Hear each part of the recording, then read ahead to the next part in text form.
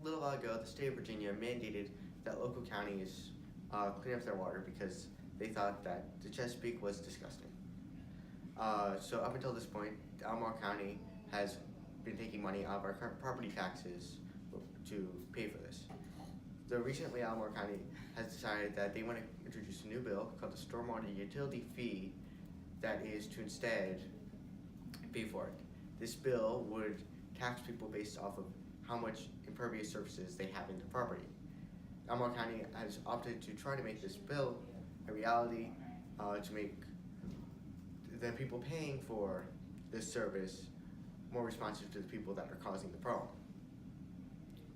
As of right now, the main opposition to this bill has been the farmers who think that they take an unfair burden to the bill. Greg Harper is the Chief of Environmental Services in Albemarle County. He leads the Water Resource Program, which is working on the local streams' health to meet state mandates. Maryland all got together and said, we got to come up with a cleanup plan, and everybody's got to contribute. Anybody who lives or has property in the watershed. And so we are now told by the state Department of Environmental Quality that we have to reduce the amount of pollution that is discharged from the county urban areas into local streams, because that pollution ends up in the Chesapeake Bay. So to do our part, we have to do things that reduces the amount of pollution that gets into the streams. And so that's a cost for us that is mandated by the state. In the county is mainly supported by property taxes. So that's the bulk of the revenue for the county of Albemarle and a lot of other counties. So it's based on property value. So the more expensive your property is, the higher taxes you pay. And that's kind of fair for a lot of things.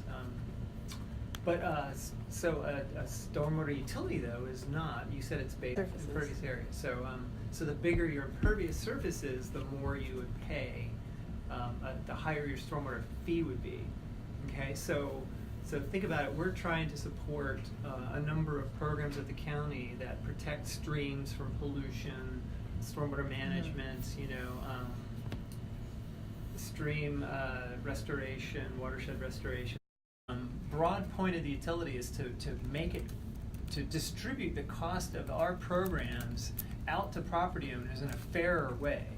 So the bigger property, the more impervious surface you have on your property, the more runoff you're generating, the more impacts you're probably causing on streams and other water resources, the more investments we have to make into the environment. So your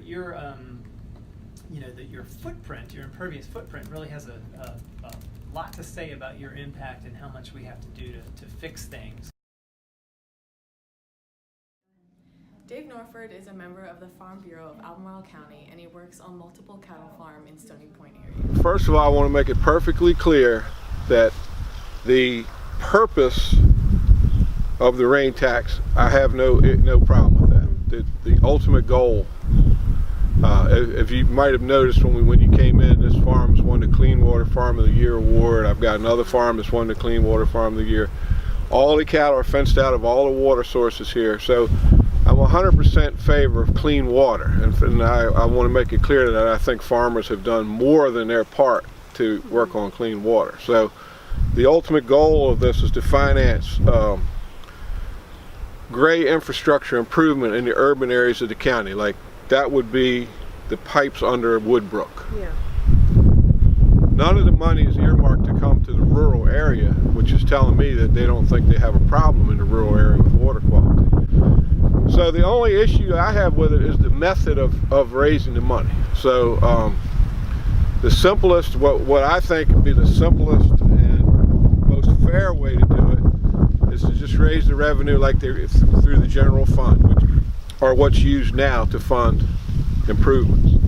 What I have a problem with is the impervious surface tax, because I'm going to show you an example right here. This building, we can walk down and look at it.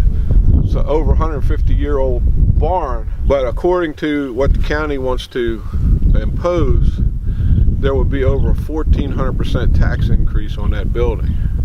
There's over 50 of these type of buildings that are going to be subject to this tax. I'm not talking about residences or any of that. I'm just talking about farm buildings. It starts to really add up to some money, and you're going to have someone to do all these calculations, and then if I have a dispute, someone's going to have to settle that dispute. So there's going to be a lot of money involved just in the administration of this before any of the money actually goes to fix any infrastructure. So that's my 2 cents worth on that whole thing. So, you know, the other thing about it is because it's being called a fee, it will apply to nonprofit organizations like churches, community centers, food banks. Yeah.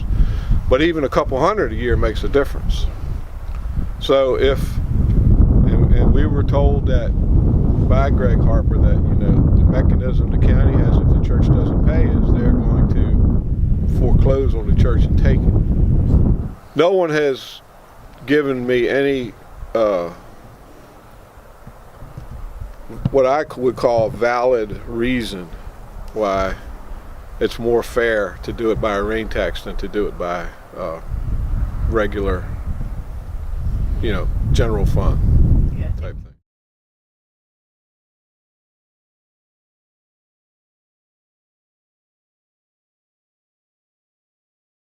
On Wednesday, April 11, 2018, the board compromised by saying funding needs eventually allocated, but for now, they'll be using general funds.